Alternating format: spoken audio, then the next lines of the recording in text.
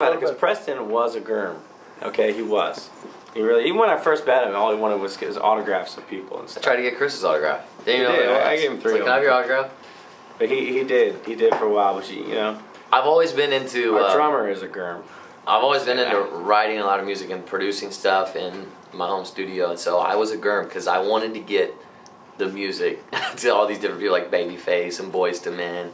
There was a group called Shy back in the day in R&B, and I wanted to meet Shy. At the time, they had 2 or 3 big hits out in pop R&B, and I just had to get to them. Mary J. Blige, people like that. So I became a professional backstage crasher, and I knew how to get backstage at any event, anywhere. And so I guess I was kind of a Gherm about it, because I just was so driven to get to those guys. But I've learned how to respect people's privacies and not, because now that we're on the other side of this, when you're backstage and you're trying to get your head right for a big show or something, you don't need that guy coming in with a CD right then, and that was me, man. It's not going to get you. So anywhere. I really learned. I really learned. Now, there's a fine line between Gherming and being passionately driven, because you've got to be the person that is unafraid to step over the line and say, excuse me.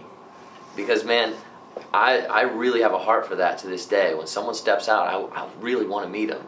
And, so it's a personal thing. You just have to be in that moment yourself. Know when and how you're going to say it and make it right. Because if you do cross the Gherm line, you're not going to have respect from that person. I remember Babyface. Obviously, that is not his real name. His real name is Kenny Edmonds. And I was beginning to learn when I met Babyface. And I said, "Excuse me, Mr. Edmonds." And boom, he stopped. And it was completely different from all the people saying, "Babyface, Babyface, Babyface." I said, "Excuse me, Mr. Edmonds." And he stopped and talked to me and no one else. So maybe there's, a little bit of an etiquette right there. If you can get someone's name and really treat them, you can get some attention and maybe they'll listen. So just treat them with respect. I want to tell this one story right now, man. I mean, you go ahead and tell it, but Gherm, I feel bad about this. It doesn't bother me. It does in a way, but, you got to understand that we're in this industry and it's going to happen, and you kind of got to respect it in a way, I don't know how to tell this story. I don't think this guy will ever probably watch this. He's way out in the middle of the country someplace. I bet you he will watch it. Should I tell the story? Yes. Maybe this is our chance to tell him. This dude's huge, man. He can kill both of us. Maybe this is our chance to tell him. This guy's huge, and he can kill both of us. It's okay, though. We need to be honest with him. Okay, if you're listening. Dude, you know who you are. Crap. We're out there doing a show, and this guy is He ain't going to call him, he's going to call me. The nicest guy in the world. He's a very nice guy. And we hang out, like backstage. He's doing security and stuff.